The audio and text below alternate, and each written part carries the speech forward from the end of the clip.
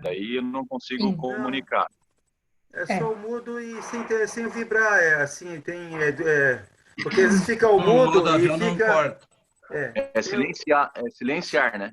silenciar o som e não deixar a posição vibrar do telefone também, que ele acaba. Ah, Mas silenciar o som, eu não sei Tá pelo falar. computador e colocar avião não vai cortar a palestra, não. é que eu tô no celular, Vai. No Então, no seu modo celular, avião, no sim, modo avião ele corta. ele ele No corta. corta. modo avião ele corta. Bota no Coloca no silenciar. silencioso. Coloca silencioso. Coloquei É agora. silencioso sem vibrar, porque senão tem uma primeira estágio que fica vibrando. Não, se colocar só no silencioso, não tem o vibrar. É. Gente, então vamos agradecer o Maurício por estar pontualmente na hora. Queria um pouquinho de atenção de todos, né? Tá vindo muito ruído, eu tenho que, acho que, deixar mudos os microfones por enquanto, o pessoal vai me escutar aqui, vai entender a situação.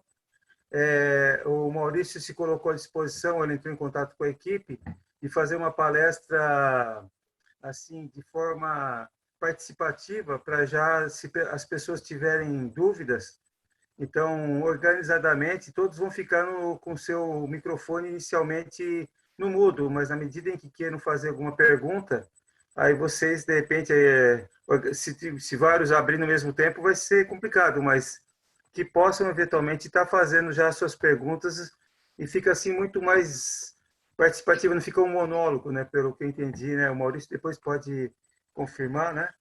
Então a gente, eu queria até que deixasse o microfone do Maurício também aberto, né, Maurício? Para você colocou, né, para nossa equipe ali a possibilidade de estar já levando a palestra desse formato, né? É isso mesmo, Maurício? Então, eu acho o seguinte, não é uma live, a gente também não está numa exposição doutrinária formal lá dentro do Centro Espírita, eu acho que aqui a gente está entre amigos, entre irmãos, que a gente pode trocar informações, experiências e aí fica mais rico, mais proveitoso, cada um pode dar a sua opinião, eu acho que pode cortar a exposição na hora que vocês entenderem necessário, porque os temas que a gente vai tratar hoje são temas muito profundos, temas extremamente atuais, e eu espero sinceramente que aquilo que a gente for tratar aqui sirva para a nossa vida prática, senão se ficar só no campo da filosofia, de fato a gente não ajuda ninguém, né? Eu acho que a gente tem que refletir verdadeiramente sobre as questões que serão colocadas hoje aqui, entendeu? Então, me coloco à disposição para poder fazer um negócio diferente, para não ser Tudo, aquele negócio engessado. tudo bem, então, pessoal. Aí nós vamos nos preparar. Vocês sabem que, então, aqui mais ou menos segue uma questão da, da cronologia lá do nosso grupo, que é a palestra. No final, a gente tem, então, a irradiação e passes. E aqueles que quiserem deixar, então, alguma garrafinha, né, no meio espírita, pessoal, uma garrafa com água, porque a gente vai fazer uma mentalização no final e as pessoas podem estar vibrando, então, para os seus familiares ali, e aproveitar também, depois da palestra, nas suas casas, cada um toma ali um pouquinho de água, que sempre é uma coisa assim, bem-vinda. Tem esse costume na casa de, ao final do passe, serve um copinho com água, mas como a gente está fora da nossa casa física, e lembrando ainda que nós estamos na semana de aniversário da nossa casa, Maurício, no dia 18, sábado agora, completamos 17 anos, né? Já fizemos uma referência na palestra anterior e como ela ficou intercalada entre duas palestras, a gente volta a lembrar hoje, né, dia 18 de abril, dia do lançamento do Livro dos Espíritos, a gente aproveitou para colocar o aniversário da nossa casa nessa data tão importante, né? Então, vamos todos nos preparando para esse momento inicial. Eu vou ler um pequeno trecho do Evangelho, farei a abertura e, em seguida, passarei a palavra para o Maurício, e que vai ser levada nesses termos que foi combinado. O pessoal tendo dúvida, a gente vai bater um papinho nessa noite de hoje, ok? Então, eu primeiro leio o trecho, depois eu faço a abertura. Caiu no capítulo 21, Falsos Cristos e Falsos Profetas, no item 9, características do verdadeiro profeta. Desconfiai dos falsos profetas. É útil em todos os tempos essa recomendação, mas, sobretudo, nos momentos de transição em que, como no atual, se elabora uma transformação da humanidade. Porque então uma multidão de ambiciosos e intrigantes se arvoram em reformadores e messias. É contra esses impostores que se deve estar em guarda, correndo a todo homem honesto o dever de os desmascarar. Perguntarei sem dúvida, como reconhecê-los? Aqui tendes o que os assinala. Somente um hábil general, capaz de o dirigir, se confia o comando de um exército. Julgai que Deus seja menos prudente do que os homens? Ficais certos de que só confia missões importantes aos que ele sabe capazes de as cumprir. Porquanto as grandes missões são fardos pesados que esmagariam o homem carente de forças para carregá-los. Em todas as coisas, o mestre há de sempre saber que do que o discípulo. Para fazer que a humanidade avance moralmente e intelectualmente, são precisos homens superiores em inteligência e em moralidade. Por isso, para essas missões são sempre escolhidos espíritos já adiantados, que fizeram suas provas noutras existências, visto que, se não fossem superiores ao meio em que têm de atuar, nula lhes resultaria a ação.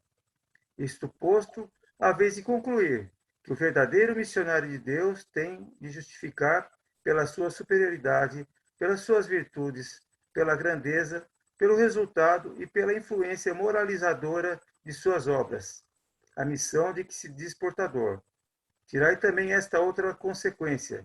Se pelo seu caráter, pelas suas virtudes, pela sua inteligência, ele se mostra abaixo do papel com que se apresente, ou da personagem sob cujos nomes se coloca, mas não é do que um histrião de baixo estofo, que, sem sequer saber imitar o modelo que escolheu.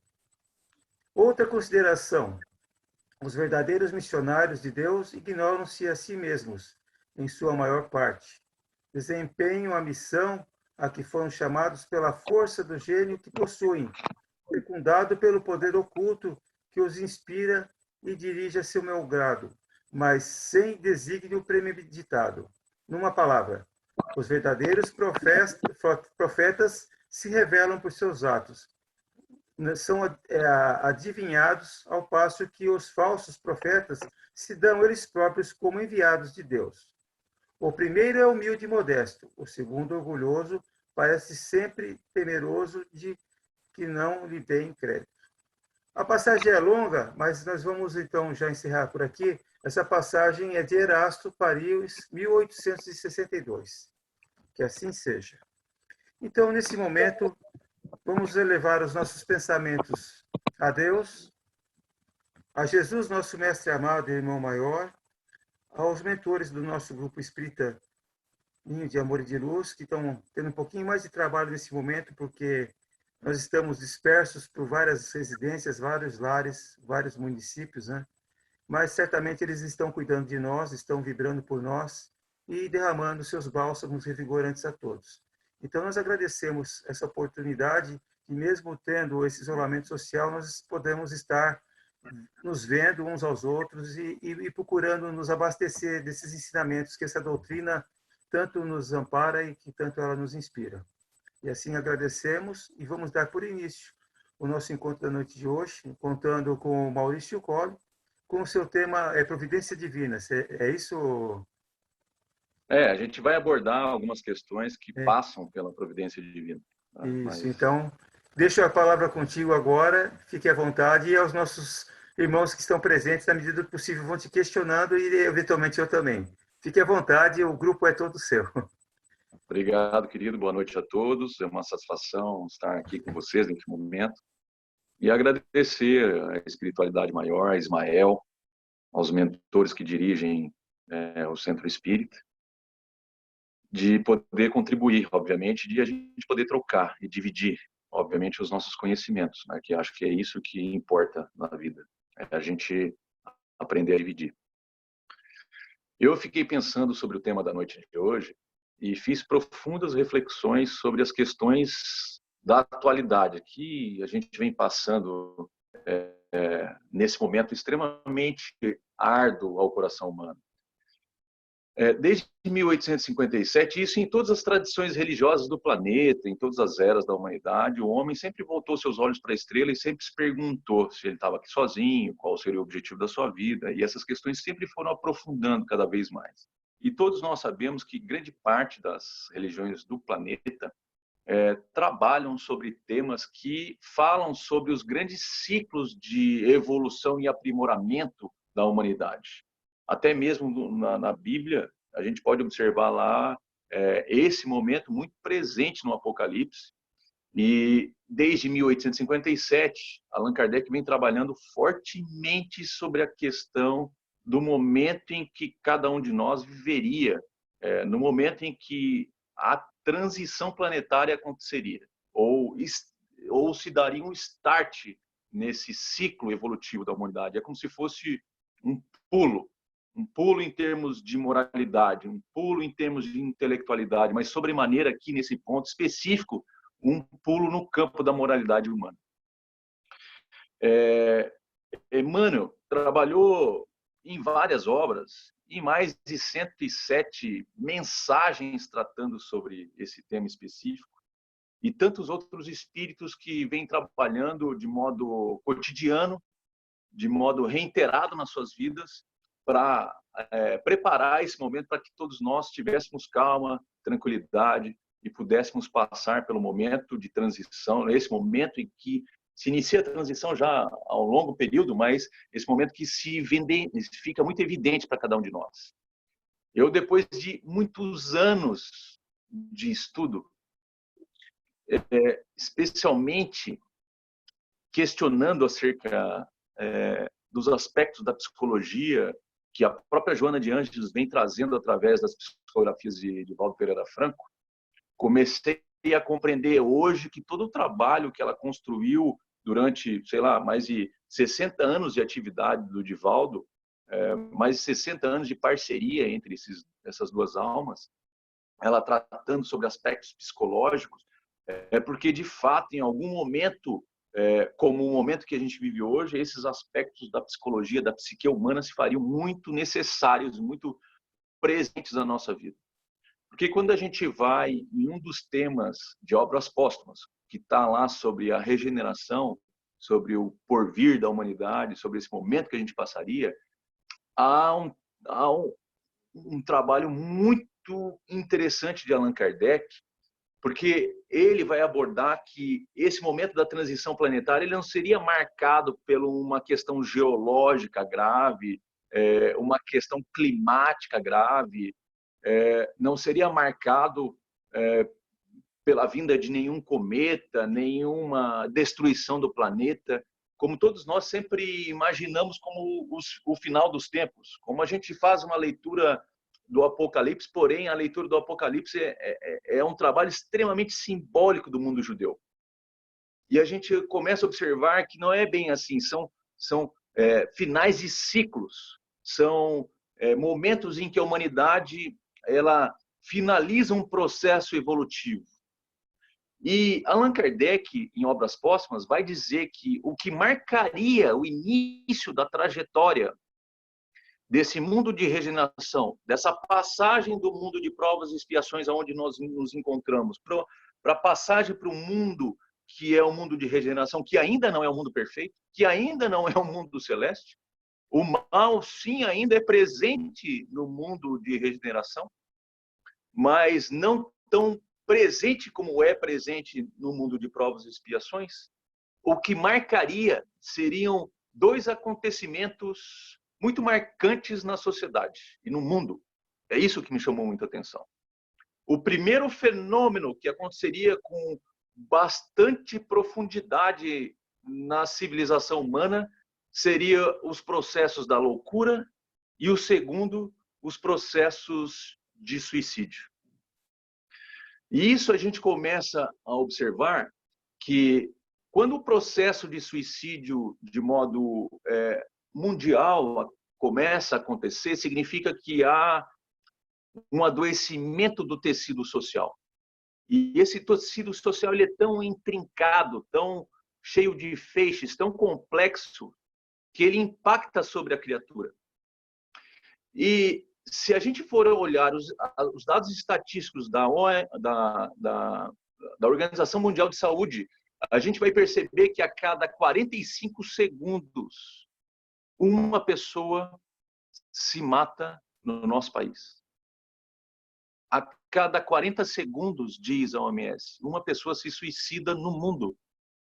E entre 2 a 4 segundos, uma pessoa tenta suicídio no mundo. Então, significa que esse sistema, esse tecido social que tem movimentado a humanidade em bases extremamente materialistas, construindo verdadeiros alicerces que, como se casas fossem construídos na areia, a partir do momento que esses tecidos sociais se movimentam, isso impacta sobre a criatura, e a criatura, sobre sua perspectiva psicológica, sobre o seu mundo dos sentimentos, já que ele não se conhece, já que ele não se domina, ele se deixa abalar. E quando ele se deixa abalar pelo exterior, ele perde a esperança na vida. E se perguntarmos às almas que entregaram suas vidas físicas através do processo da loucura, ou até mesmo através do processo do suicídio, verificaremos ali sempre a perda da esperança, a total desconexão com o Criador da vida. E aqui surge um primeiro ponto que é um ponto que a gente precisa discutir, que é um ponto que a gente precisa refletir muito. Porque se nós já temos maturidade e não tombamos diante da situação grave que o externo se apresenta, se isso não abalou nossas vidas, é porque, de fato, nós construímos uma relação mais fortificada dentro de nós com o mundo espiritual, com o mundo superior, com Deus. Mas há outros que estão próximos de nós, às vezes até dentro dos nossos lares, dentro das nossas famílias, dentro dos grupos de conhecidos, de amigos, dentro das pessoas que a gente ama, que talvez não tenham construído isso. E que isso, o exterior, pode abalar profundamente o interior da criatura humana. Duas coisas a gente tem que entender a nossa relação com Deus. Partem de dois pressupostos sem as quais a gente nunca vai entender a relação com o divino, com o Criador da vida. Nós somos, primeiro, espíritos imortais e espíritos imperfeitos. E Deus é o educador divino de nossas almas. E como educador divino, como qualquer educador, ele não pode ficar na inanição, ele precisa agir em benefício de todos nós. E a ação divina em nossa vida é a providência divina em favor de cada um de nós. É mais ou menos como o pai. Imaginemos a figura de um pai que acorda de manhã num frio lá de Cocal do Sul, de Criciúma, da nossa região, aquele frio dolorido do inverno. Sabe aquele frio que castiga, que dá dó de acordar o seu filho às 6 horas da manhã para tomar o seu café, tomar seu banho, preparar sua roupa, preparar seu material para ir à escola. Mas nós sabemos que, no fundo, apesar do sacrifício, da dor, da dó, nós somos obrigados a acordar e despertar a criança às 6 horas da manhã, para que ela possa ir à escola e aprimorar o seu intelecto e, através das relações com o outro, aprimorar o seu íntimo e fortalecer seu interior. Quem de nós poderia condenar um pai ou uma mãe dessa? Quem de nós poderia condenar um pai ou uma mãe que, vendo o seu filho adoecido, com 40 graus de febre, toma ele nos braços, leva ao hospital e o médico, quando vê, diz que há que aplicar ali uma injeção, uma bezetacil, e a gente sabe que é dolorosa.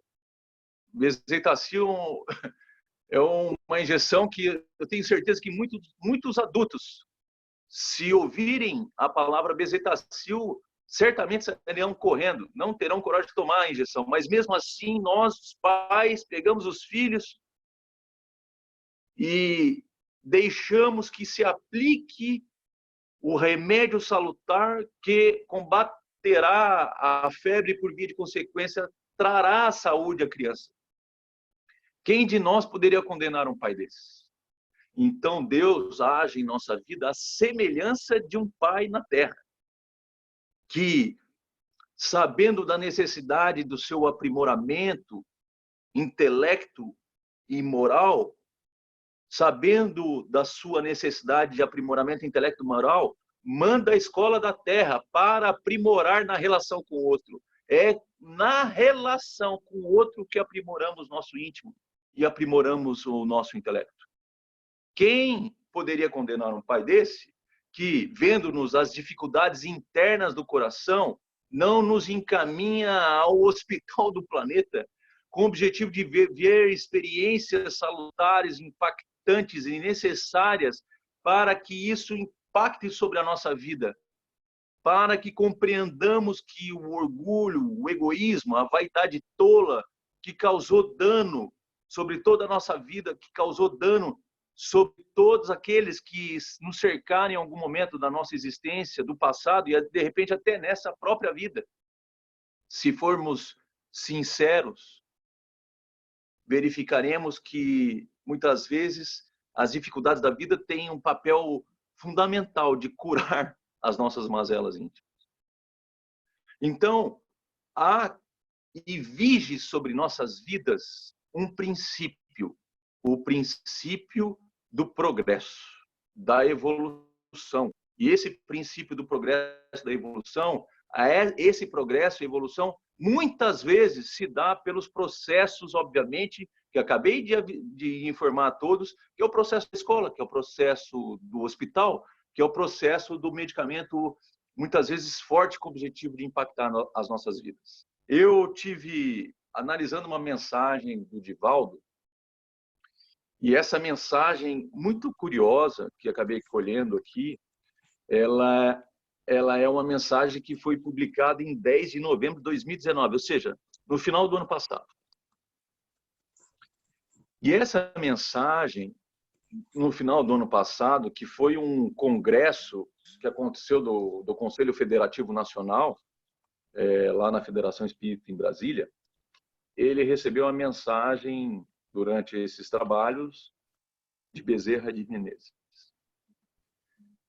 E a mensagem é muito forte, muito expressiva para o momento, porque não há coincidências, né? Então, a gente se avizinhava de uma guerra mundial, no final do ano passado, para o início desse ano, falava-se em terceira guerra mundial, diante dos conflitos dos Estados Unidos com outras potências. E em novembro, antes que tudo isso acontecesse, Bezerra de Menezes dá uma mensagem fantástica. Eu não sei se vocês conseguem colocar na tela, mas eu vou lendo aqui. E aí a gente vai debatendo essa mensagem. Eu acho que seria interessante. Filhos e filhas bem-amados. O nome da mensagem é Gloriosa Vitória da Luz contra a Treva. Filhos e filhas bem-amados, que a paz do nosso Senhor Jesus Cristo permaneça em nossos corações. Se vocês colocarem o dedo na tela e abrir a mensagem, vocês conseguem dar um zoom nela, tá? Daí, de repente, dá para fazer a leitura da mensagem de modo mais adequado. Anoitece. Olha, ele começa a mensagem dizendo o seguinte: novembro de 2019, anoitece. E quando a gente fala anoitece, a gente não está tratando aqui da noite ou do dia. A gente está tratando aqui de um momento de insegurança que abalaria a humanidade. Porque à noite a gente se abriga e se protege no lar. À noite a gente não anda na mata fechada. À noite a gente se abriga próximo da fogueira porque a gente não está perante o dia. Essa noite são as sombras que certamente cobririam a humanidade no momento que a gente está vivendo. Olha só o que ele diz. Os dias gloriosos da ciência e da tecnologia de ponta estão sombreados pelas inquietações do sentimento humano que parece desvairar em toda parte. O inconformismo, o desespero e o sofrimento assinalam a geração presente como a consequência do mau uso do livre-arbítrio nos dias do passado. Ele começa a mensagem enaltecendo que a gente já fez progressos no campo da ciência e no campo da tecnologia jamais imaginados, por exemplo, pelos nossos avós. Eu estou falando de uma geração, né? ou duas gerações. Estou falando de duas gerações atrás. Meu avô, por exemplo, não imaginava o salto tecnológico, o salto científico que a nossa geração alcançaria, mas mesmo com esse salto tecnológico, científico, com esse salto intelectual da criatura humana, nós, no ambiente e no íntimo dos nossos sentimentos, estamos inquietos. Parece-nos que um vazio dentro de nós toma conta, parece que uma insatisfação dentro de nós toma conta, parece que no campo íntimo mais profundo do nosso ser há um conflito existencial, há uma inquietação de cada um de nós. E aí ele vai dizer que é o desespero, é o sofrimento, que assinala a nossa geração justamente pelos erros do nosso passado. Ou seja, pelo mau uso do livre-arbítrio lá no passado. Esse é o momento de transformação. É o momento mais importante da humanidade dos últimos tempos. E nós veremos aqui na mensagem. Talvez seja o momento mais importante de todas as reencarnações que nós tivemos. E quando a gente fala isso, eu não falo isso sob a perspectiva de uma mera filosofia. Eu falo isso sobre a perspectiva de um momento grave da humanidade que a gente está vivendo e talvez acredite assim, não, tudo isso vai passar. É evidente que muitas coisas passarão, mas o abalo no sentimento, na sociedade, o abalo no coração da criatura já se fez. Quando nós despertarmos dessa realidade toda, que certamente passará em algum momento, não seremos mais os mesmos. Nós estamos impactados pelas situações. E ele continua: todos anelávamos que estas fossem as horas de paz, amparados pelo conhecimento libertador da ignorância, que muitos têm proporcionado conforto e bem-estar, raramente equilíbrio e paz. O que ele diz aqui? Ele diz que esse momento do desenvolvimento tecnológico, do desenvolvimento intelectual da humanidade, deveria ser um momento um momento de libertação da nossa ignorância. Só que esse tecido social, como eu disse, adoecido, ele, nesse momento de apogeu tecnológico, de apogeu econômico, a humanidade se sente confortável, se sente até um bem-estar. Só que ele disse que raramente esse bem-estar significa, no íntimo da alma, equilíbrio e paz. A paz, pelo que temos percebido dos grandes vultos, ela não é fruto do exterior. E eu, quando falo desse tema, não é porque eu já alcancei a paz. Porque eu também, como todos, não alcancei a paz ainda. Mas a gente percebe nos grandes vultos, nos momentos de crise extremada como a gente vive, esses grandes vultos de Valdo e tantos outros, a calma e a tranquilidade, serenos, confiantes, compreendendo a dinâmica de transformação e de evolução, compreendendo que o momento requer equilíbrio e paz. E a paz só advém, meus irmãos, escutem isso, minhas irmãs. A paz só advém do dever retamente cumprido. E o dever retamente cumprido é aquele da questão 614 do Livro dos Espíritos. A alma só é feliz quando cumpre a lei de justiça e de amor na sua plenitude. Enquanto estivermos cumprindo os nossos interesses, as nossas agendas íntimas, aquilo que nos parece importante, e renegando as leis divinas, num total ato de arrogância, de orgulho, porque a gente acredita que a agenda divina em nossa vida não tem significado, que nossa agenda tem que prevalecer. Mas muitas vezes a nossa agenda prevalece, a gente até sente um bem-estar, mas a gente não tem equilíbrio nem paz no ritmo da alma, nosso lar em conflito, a nossa vida corrida, agitada, sempre pensando no amanhã, ou às vezes no ontem, em total desequilíbrio, deprimidos, ansiosos, e poucas vezes pensando no agora, no hoje, nesse momento, pensando na nossa realidade íntima. Então, Emmanuel vai dizer, Bezerra de Menezes vai dizer, a barca terrestre experimenta as ondas terríveis do mar agitado pelos conceitos da loucura e da desarmonia. O que eu disse agora, lá no início? Que Allan Kardec, em 1800 e pouco, ao escrever algumas linhas sobre a regeneração da humanidade, disse que o início do momento da regeneração humana dar-se-ia pela loucura e pelo suicídio, que são desarmonias no campo íntimo dos sentimentos. Nós somos inteligentes, a gente se relaciona super bem com as pessoas, a gente supera diversos desafios do ponto do intelecto, mas do ponto de vista dos sentimentos, a desarmonia, ela é presente por conta dessas ondas de transformação que vem acontecendo na humanidade e por via de consequência na nossa vida. Gente, vocês me interrompam aí, tá? Senão vai ficar um monólogo isso aqui. No entanto, Cristo vela e conduz na condição de nauto divino, a embarcação ao porto seguro.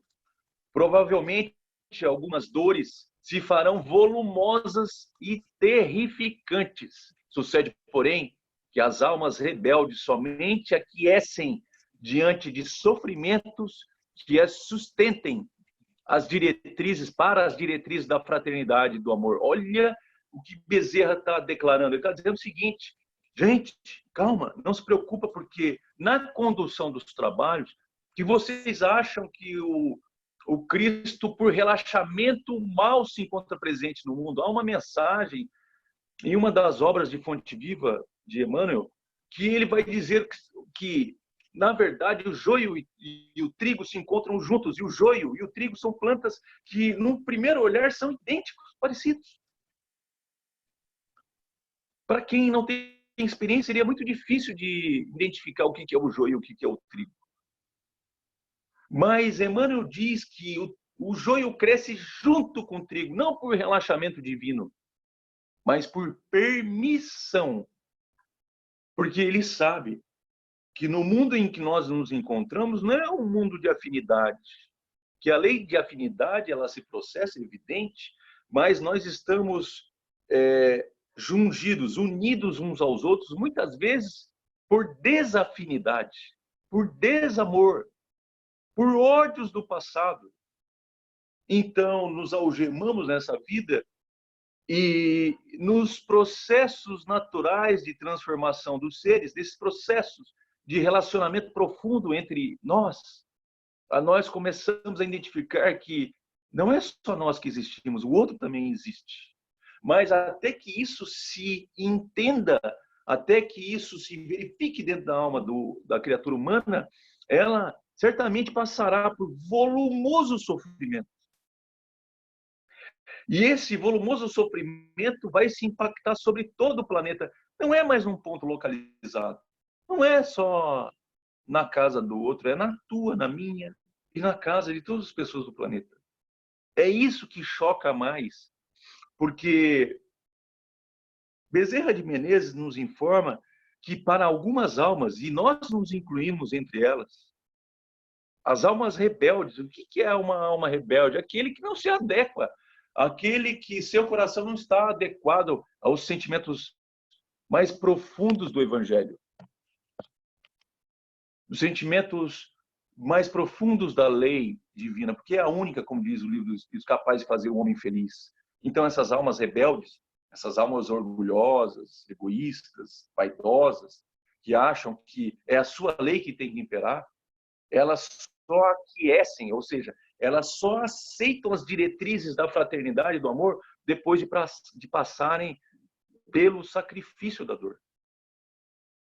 O Espiritismo, diz ele, veio no momento próprio quando a filosofia desvairava em várias denominações do século das luzes. E hoje, novamente, a mensagem de redenção da humanidade alcança as criaturas humanas com a filosofia do bem, como sendo a única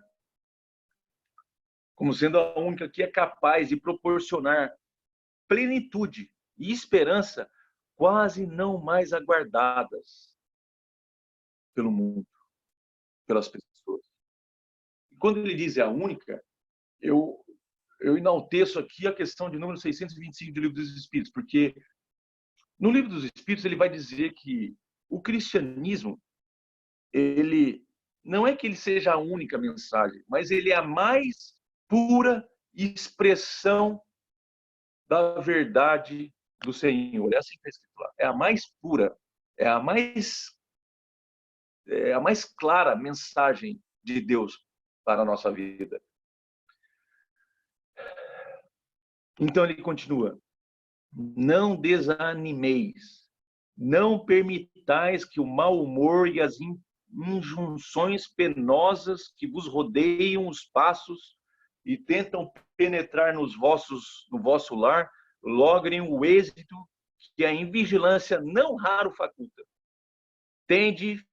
Tento e mantende-vos em equilíbrio interior quanto seja possível. Então, ele volta novamente para o interior da criatura humana. Porque, do ponto de vista do intelecto, a gente até compreende certas questões. A gente poderia aqui debater sobre as questões geopolíticas, por exemplo, questionar por que esse vírus surgiu, o que está acontecendo no mundo, se isso aí não é um conflito geopolítico. Do ponto de vista do intelecto, a gente compreenderia facilmente. Agora, do ponto de vista dos sentimentos, ele nos pede que a gente não se junte a esse penoso sentimento que passa pela humanidade de que o Cristo permite o mal no mundo por relaxamento. Ele permite o mal no mundo para que nós aprendamos através do mal, que dói. E que se somos feridos e compreendermos o quanto dói ser ferido, nós entendamos, não no aspecto do intelecto, mas passemos a sentir. Que o nosso problema é de sentir. Nosso problema é no aspecto do sentimento. Então, passamos a sentir que fazer o mal ao outro, causar a dor e o sofrimento por aqueles que se encontram próximo de nós, ou a humanidade no seu contexto, machuca, que dói, que não é agradável passar por isso. E isso, diz ele, não raras vezes é fruto da nossa própria invigilância. Lembremos nós do Getsemane, quando o Cristo se encontrava depois que foi traído, na hora que ele é traído pelo Cristo, o Judas beija a face do Cristo. E ali, antes de o Judas beijar a face do Cristo, ele desperta João, Tiago e Pedro por 2 vezes. Ele chama a atenção dos apóstolos por 2 vezes. Não sois capazes de vigiar comigo 1 hora.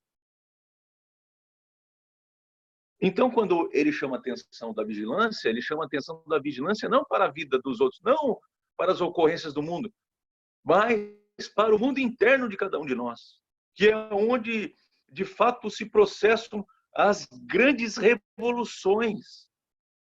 Porque se o mundo exterior estiver um caos e nós, no interior, estivermos em paz, a gente entenderá que se trata de um processo de transformação. Agora, se o mundo exterior estiver um caos e dentro de nós, por invigilância, nós mantivermos esse desequilíbrio, é muito provável e possível que nós adentremos as portas das vibrações mais inferiores do mundo que vibra nessa sintonia.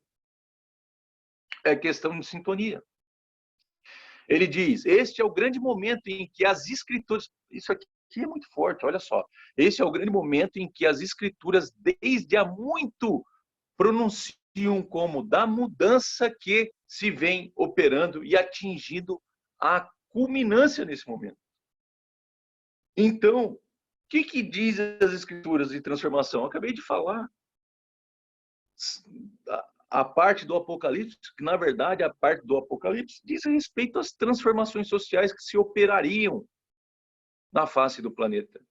Uma renovação, e para que haja renovação, é evidente que aquele mundo antigo, aquele mundo que causava dano e sofrimento à humanidade, ele tem que ir desaparecendo progressivamente, lentamente, à medida em que o homem lentamente vai progredindo para outras faixas de pensamento e de sentimento. Não podemos viver a doutrina espírita, nas experiências vividas nesses dias, ou melhor, não podemos viver a doutrina espírita sem a ética moral do Evangelho de Jesus. A humanidade tem sede de exemplos, está cansada de palavras. Isso aqui é muito forte, porque nós sabemos que a doutrina espírita é dividida basicamente em 3 aspectos: científico, religioso e filosófico. O que percebemos é que somos grandes estudiosos. Estamos numa universidade estudando, e sobre a perspectiva da filosofia e da ciência, muitos dedicam suas vidas. Tem pessoas que sabem de questões, de livros, de temas, de assuntos, de frases ditas por espíritos elevados. Então, o espiritismo dentro de nós, ele se encontra no campo do intelecto. Só que isso, por si só, ainda não transformou a nossa vida. Porque enquanto se encontra no campo do intelecto, é mera filosofia. Então, dirá o dito popular, né, que o amor, que a razão muitas vezes não compreende as razões do amor. Porque no sentimento do amor, há razões que a própria razão desconhece, que o intelecto não alcança, que o intelecto não entende. Eu me lembro de Bezerra de Menezes, quando num ato extremamente singular, extremamente... a gente não tem palavras para descrever. Ele diz que o Chico havia feito uma psicografia de um medicamento para uma pessoa doente e entregou para a pessoa doente. E a pessoa doente disse: Chico, eu não tenho dinheiro para comprar o remédio. E o Chico disse: eu também não. Então vamos perguntar para Bezerra. Bezerra, ele não tem dinheiro para comprar o remédio. E o Bezerra disse a ele: então, faça o seguinte, Chico. Diz a ele que no copo d'água, corte pequenos pedaços dessa receita e coloque no copo d'água e tome o copo d'água. Então, a razão não compreende essas questões. Aonde o amor opera de forma, através da providência divina, que nós não compreendemos, que nós não entendemos. Então, talvez seja momento na nossa vida, talvez tenhamos pautado a nossa vida de modo tão racional, às vezes. Eu acho que até às vezes dentro do movimento espírita a gente quer racionalizar tudo. Tudo tem que ter uma razão, uma justificativa. Tem que ter uma resposta filosófica. Talvez nesse momento em que a gente passa, a questão é que não precisamos entender muitas coisas, a gente precisa sentir. Talvez a gente precise sentir. Sentir o outro, sentir os dramas da vida das pessoas que nos cercam, sentir as dificuldades das pessoas que estão conosco, sentir as nossas dificuldades íntimas, ao invés de racionalizar tudo. Não, o cara está passando por isso porque é a lei de ação e reação, está pagando, não é assim que a gente pensa? A gente racionaliza. Será que a gente parou para sentir se de fato o outro não está passando pelo momento de dificuldade? E é você a quem Deus confia, que a Ele estenda a mão?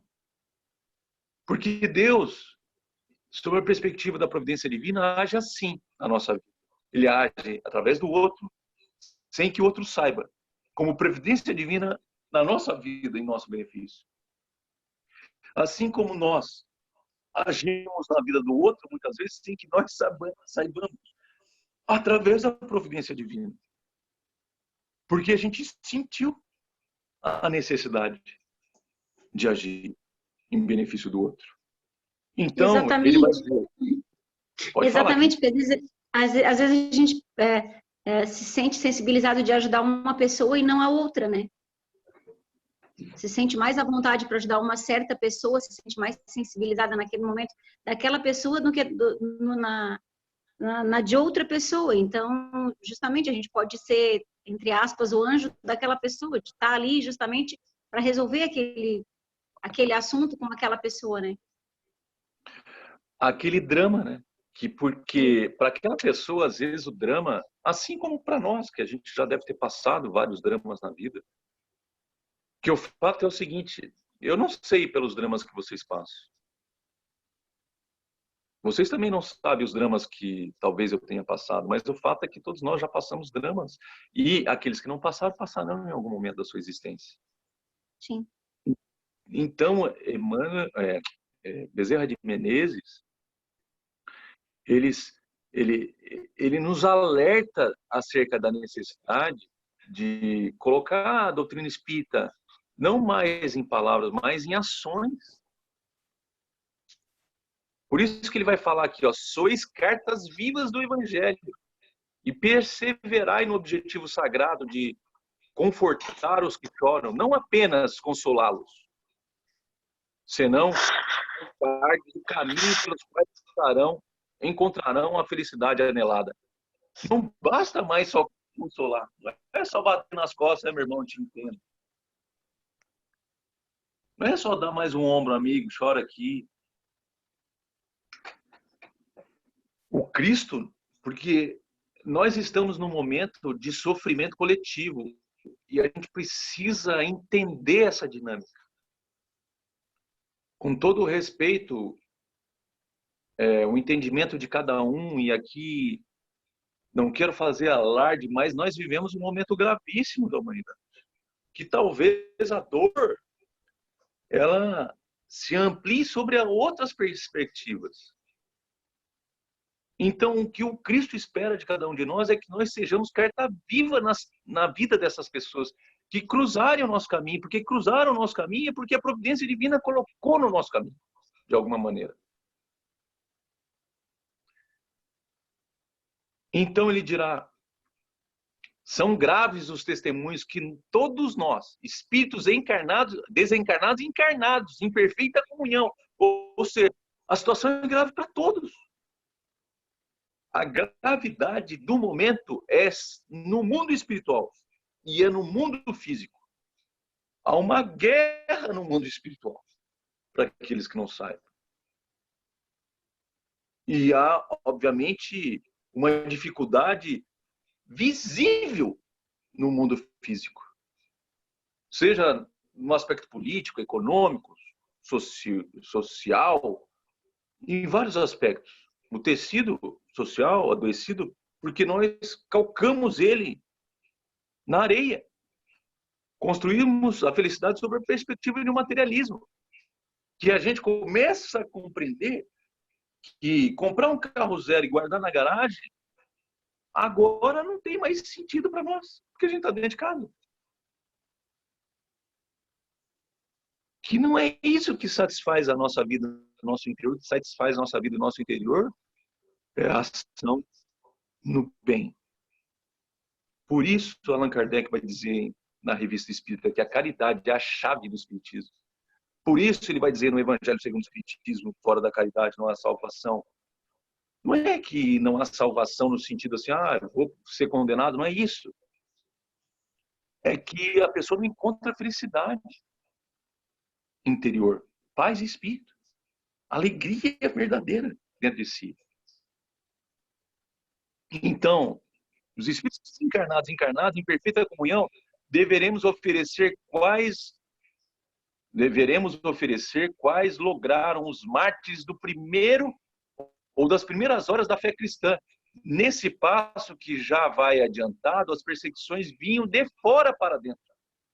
Ou seja, as pessoas eram queimadas, eram perseguidas, eram devoradas pelos leões no cristianismo primitivo. E agora, as angústias e as dores são do íntimo para fora. O mundo exterior vive em consonância com o mundo interior da criatura. É um reflexo do mundo interior da criatura, em razão das terríveis perturbações provocadas pelos inimigos da luz, se transvestem de missionários de uma nova era. Sim, era nova. Irá caracterizar a grandeza do amor na operosidade da caridade junto à humanidade. Nós temos que lembrar que existem espíritos que não reencarnam há milênios. Existem espíritos que lutam pela permanência do mundo como o mundo se encontra.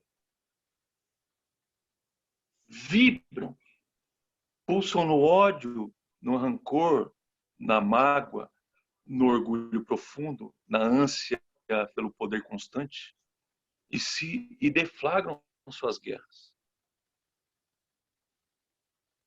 E essas vibrações, elas pulsam no mundo, e aqueles que não se sintonizarem como cartas vivas do Evangelho, no anoitecer, como Bezerra de Menezes inicia seus trabalhos apontando, é evidente que a gente vai sintonizar com essa esfera de agressão, de agressividade, de medo, de desespero, de loucura.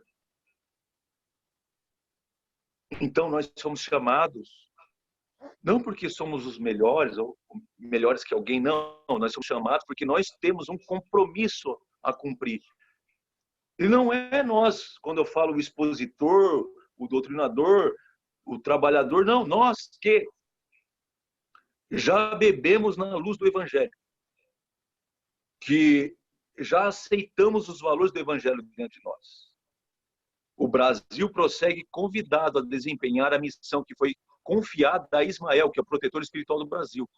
E neste momento, turbado pelas paixões e pelos interesses vis, o que a gente está vendo hoje?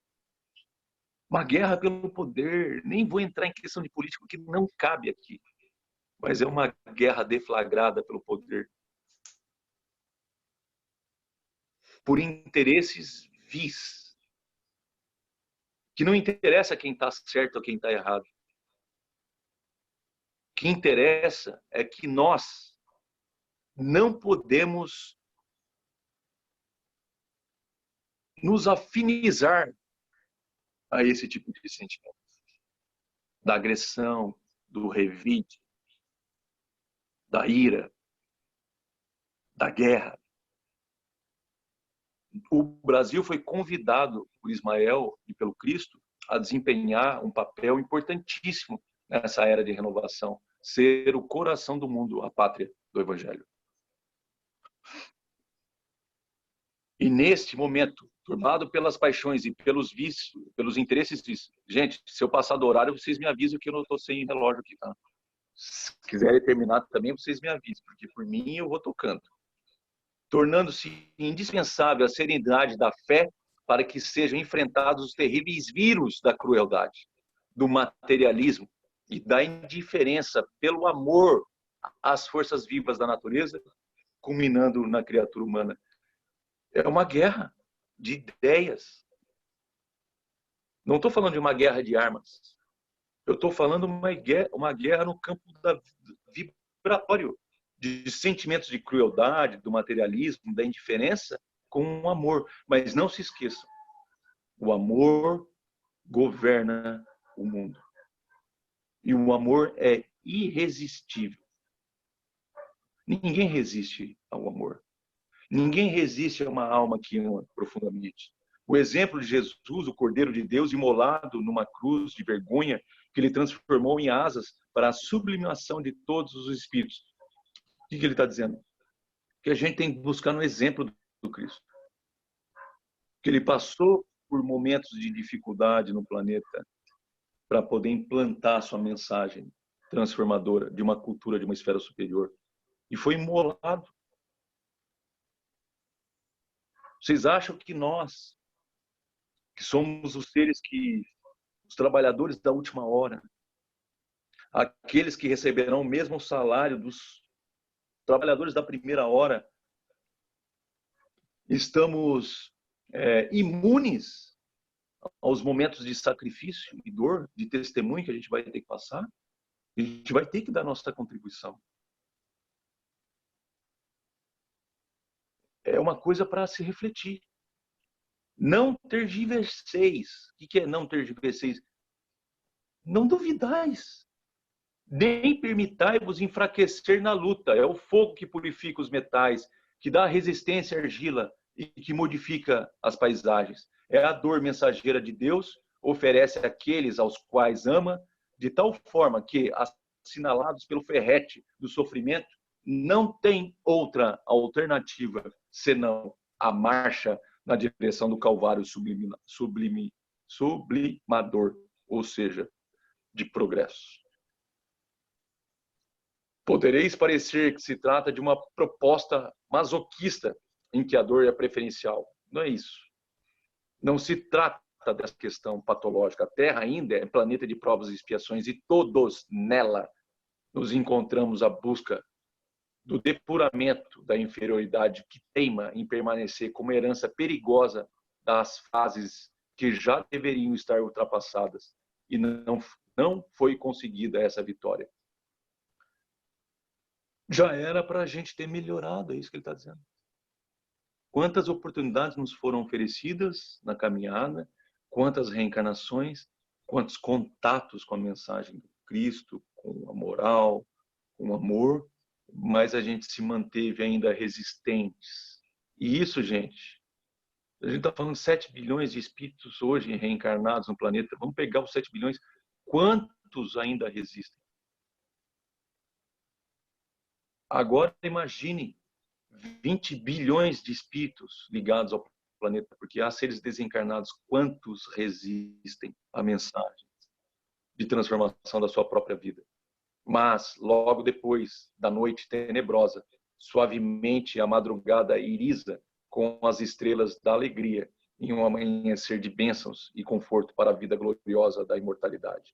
Filhos e filhas do coração, não fosse vós que vos candidatais. Foi o Senhor da vinha que fez o giro ao entardecer e convidou-vos à última hora para a seara de redenção.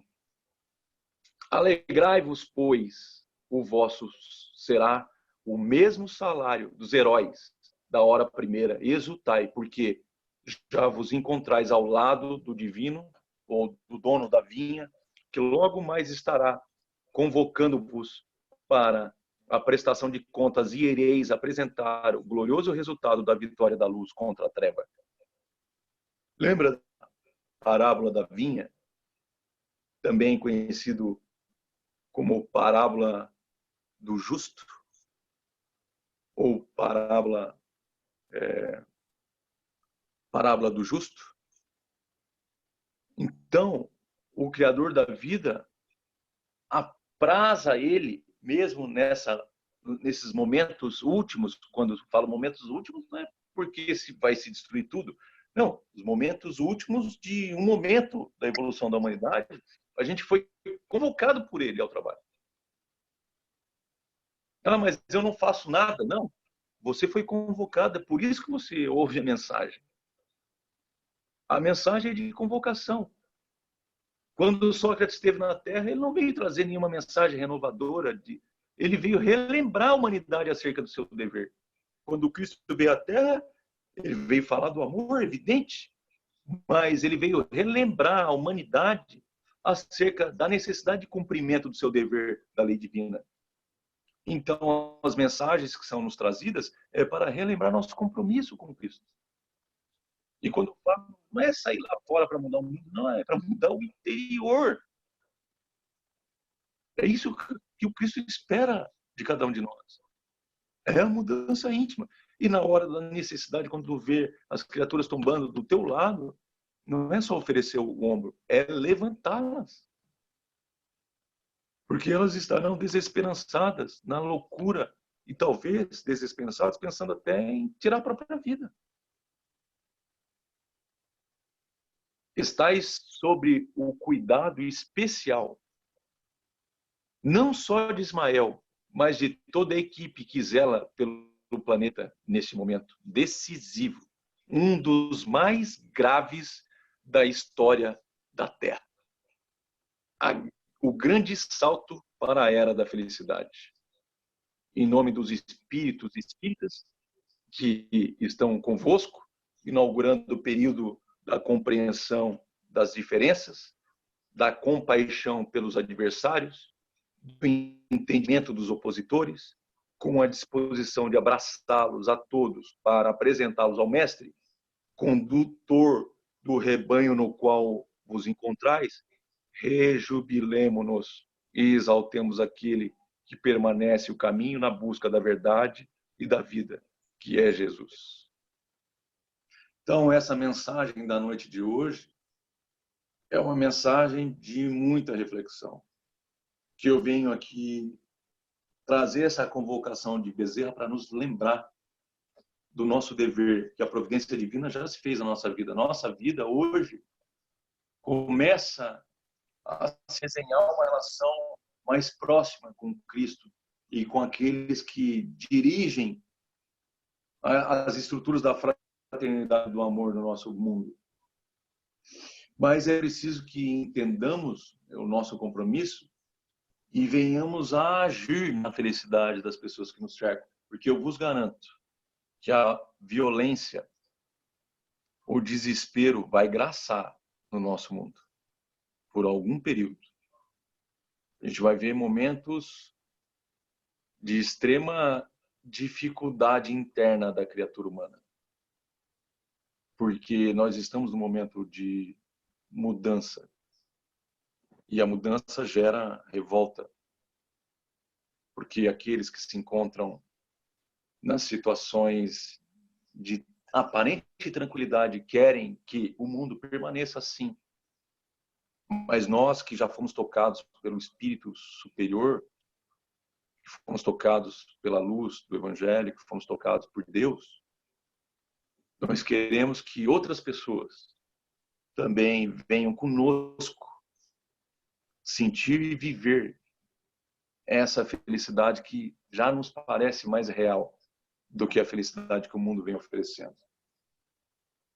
Entende? Fique à vontade aí, gente, para a gente dialogar. Eu falei sozinho, acho que 1 hora. Ninguém me ajudou, hein?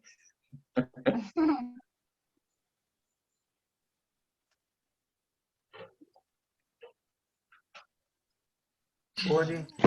Alô? Boa noite. Ô, Maurício, Oi. lá no começo eu até tentei apertar no microfone aqui, quando você lê uma passagem, lá na metade da passagem, mais ou menos, assim, este é o grande momento em que as Escrituras, desde há muito, prenunciam como da mudança que vem se operando e atingem a sua culminância.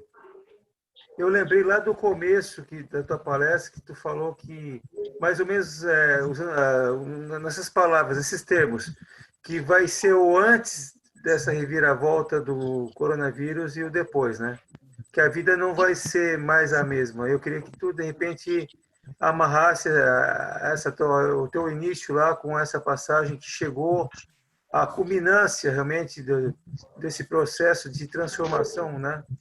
Que se pudesse dar um toque para nós aí. Sobre a perspectiva material da vida, eu não tenho dúvida que muitas mudanças vão se operar. E eu me lembro do Pinga Fogo, quando o Chico Xavier falava sobre esse momento de transformação que a gente viveria. Engraçado, né? Ele falava da data limite, e aqui nem vou entrar no aspecto da data limite, mas a data limite venceu no final de 2019. E um acontecimento que abalou o mundo completamente. Então, assim, não é só o coronavírus, entende? Existem situações acontecendo por detrás do coronavírus no mundo inteiro que vão abalar as estruturas e vai ser modificado algumas estruturas de comportamento social no mundo. Esses acontecimentos de modificação, certamente, em alguns aspectos, virão em favor do aprimoramento da sociedade no mundo, mas outras certamente virão e causarão mais dor, mais impacto. Mas eu não falo aqui desses aspectos da matéria. Eu falo dos aspectos do impacto na alma. Porque pós-corona, com certeza, nós tivemos um impacto muito profundo dentro da nossa alma. Eu tenho certeza que muitos de nós, que talvez fazia anos que não fazia evangelho no lar, anos que talvez não reunia a família para conversar sobre aspectos religiosos, e quando eu falo aspectos religiosos, não falo de religião. Religião é um método que a gente encontrou para poder fazer com que a religiosidade se fizesse presente. Há pessoas dentro da religião que nunca vão ter religiosidade. Nunca vão ter uma experiência de religiosidade nessa encarnação, por exemplo. Religiosidade é em relação a Deus. Então, eu tenho certeza que muitos sofreram esse impacto e começaram a se perguntar, será que eu conduzi minha vida de modo adequado até agora? Será que eu não perdi tempo? Será que começaram a fazer questionamentos mais profundos sobre a sua existência? Eu acho que a mudança de comportamento, quando eu falo mudança de uma nova era, é o início, obviamente, desses questionamentos mais profundos, porque a gente saiu da vida material, aquela vida de loucura, de correria, de pressão constante, que não nos permitia mais refletir, analisar. Pior, não nos permitia mais sentir. Então, quando a gente volta para o lar, a gente volta a sentir as pessoas que convivem conosco, a sentir suas necessidades, a sentir seus anseios, a questioná-los sobre os objetos de desejo da vida, se de fato a gente tem contribuído ou tem sido obstáculo, sabe? Essas questões mais profundas. É isso que vai transformar. E é evidente que transformando o interior da criatura, em algum momento se impacta no exterior. Em algum momento vai ser impactado no exterior. Agora, é evidente que eu não acredito, por enquanto, que passado o corona, a humanidade progrediu, melhorou infinitamente. Né? Somos seres melhores. Não, eu acho que nós começamos a entender o processo de transformação que a gente não acreditava que existia.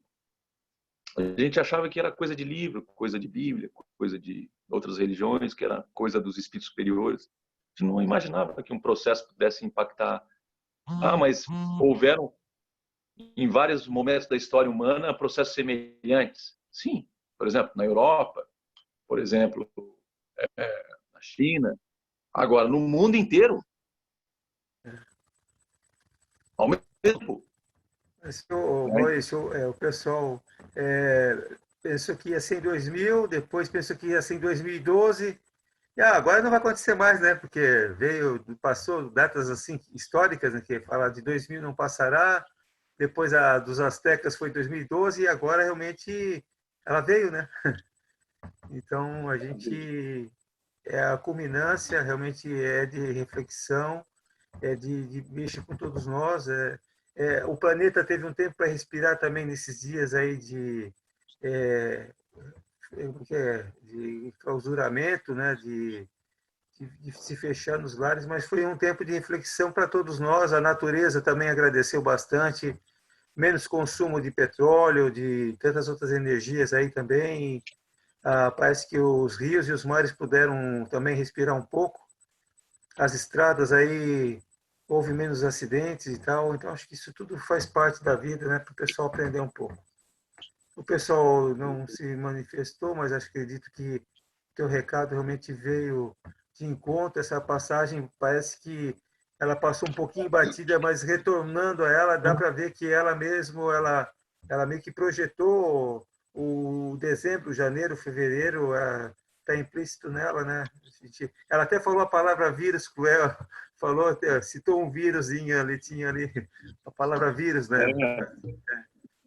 Mas a gente agradece, então, em função do adiantado da hora, a gente vai partir agora para aqueles minutos finais, onde eu vou já deixar a Elisângela, que vai me auxiliar na noite de hoje, né? Eu espero que a Michelle me direcione também ali, que a gente vai para aqueles minutos de meditação final, que as pessoas, então, agora nesse momento que vão estar ligadas com essa pessoa que vai estar falando, que é do nosso grupo, que a gente, então, lembre-se dos nomes dos nossos familiares, amigos, vizinhos, colegas de trabalho, encarnados e desencarnados, e mesmo as instituições, que nesse momento elas precisam de muita energia, de muito pensamento positivo, e que, então, aqueles que colocaram a água próximo, então, da sua mesa, aí no seu lar, na sua cozinha ou na sua sala, que possam estar pedindo para que aquela água seja fluidificada e que a pessoa possa, então, estar recebendo aquilo que estaria recebendo na nossa casa física, vão estar recebendo agora cada um na sua casa,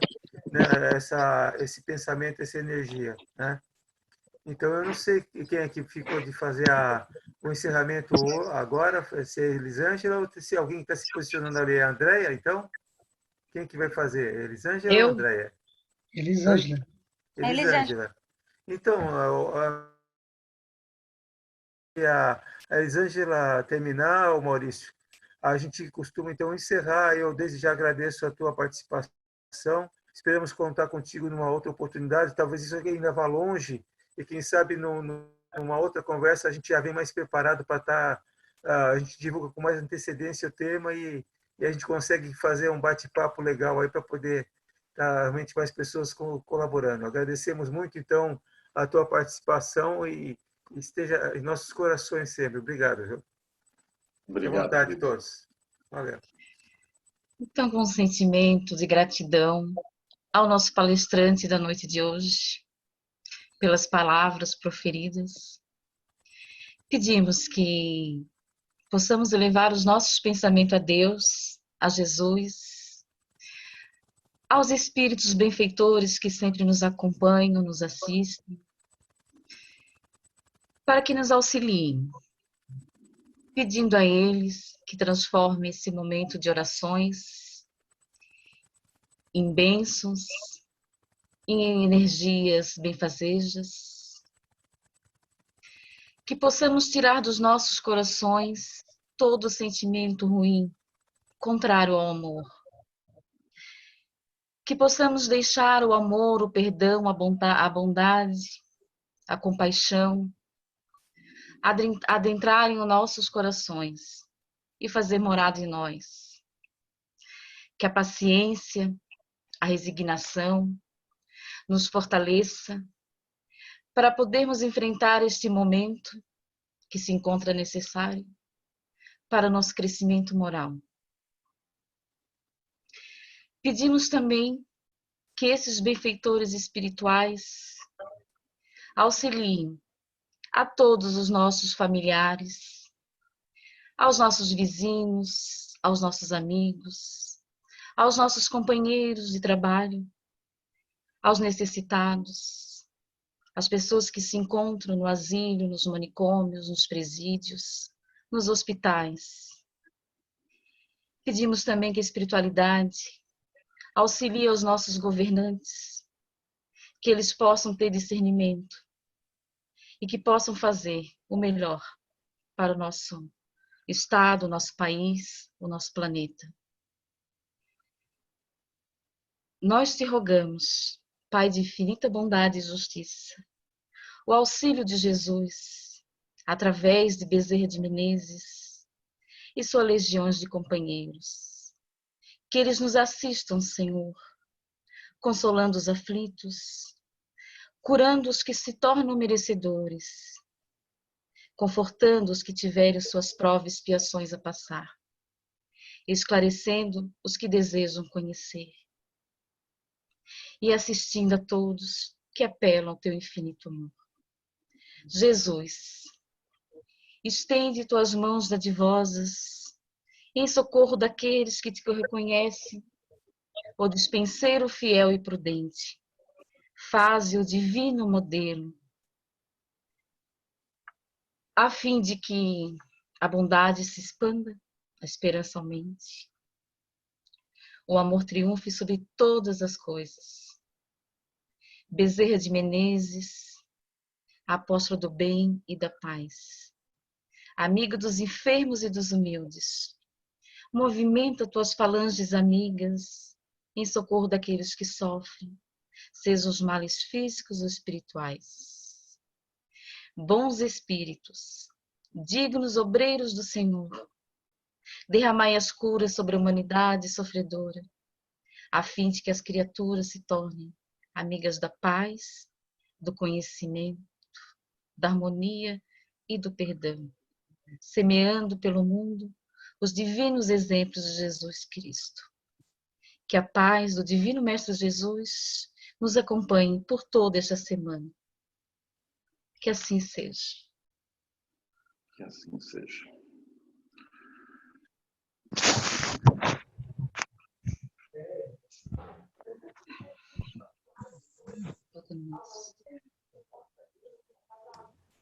Desliga aqui. Obrigado a todos e até uma próxima oportunidade. Uma boa noite a todos. Boa noite. Boa noite. Boa noite. Nos acompanhem. Obrigado pela Michele, presença tá de tudo todos. gravado. Sim. O sistema agora ele vai gerar um link e aí depois eu coloco lá na casa. Uma Manda boa pra noite mim a também. todos.